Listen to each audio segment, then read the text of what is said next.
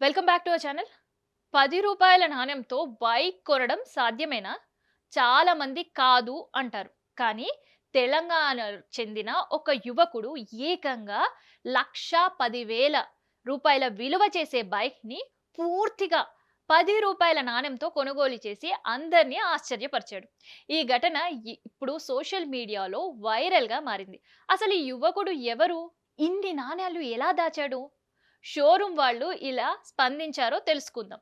యాదాద్రి భువనగిరి జిల్లా చిట్యాల మండలం వెలిమినేడు గ్రామానికి చెందిన కొండే రఘుపతి చాలా కాలంగా ఒక కొత్త బైక్ కొనాలని అనుకున్నాడు. ఇందుకోసం ప్రతిరోజు తనకు మిగిలే రూ. 10 నాణ్యాన్ని ప్రత్యేకంగా దాచుకుంటూ వచ్చాడు.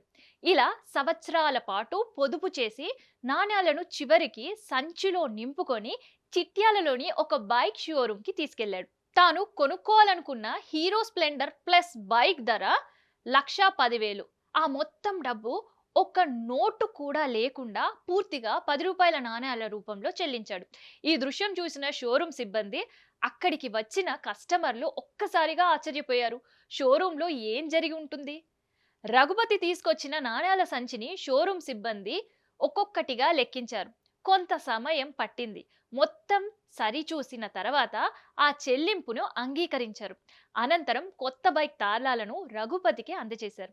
ఈ వినూత్న ఘటన కొనుగోళ్ల గురించి తెలిసిన స్థానికులు కూడా షోరూం వద్దకు చేరుకున్నారు. ఆసక్తిగా వీక్షించారు. ఈ వీడియో సోషల్ మీడియాలో వైరల్ అవ్వడం, రఘుపతి పొదుపు అలవాటుని చాలా మంది ప్రశంసిస్తున్నారు. ఈ ఘటన చెప్పే నిజమేంటి? ఈ ఘటన మనకు ఒక మంచి సందేశాన్ని ఇస్తుంది. చిన్న మొత్తం నిర్లక్ష్యం చేయకూడదు. క్రమం తప్పకుండా పొదుపు చేస్తే పెద్ద లక్ష్యాన్ని కూడా సాధించవచ్చు. రోజుకి రూ. 10, రూ. 20 లేదా రూ. 50 దాచిన కాలక్రమంగా అది పెద్ద మొత్తంగా మారుతుందని రఘుపతి నిరూపించాడు. అయితే మరో విషయం కూడా గుర్తుకు చేసుకోవాలి.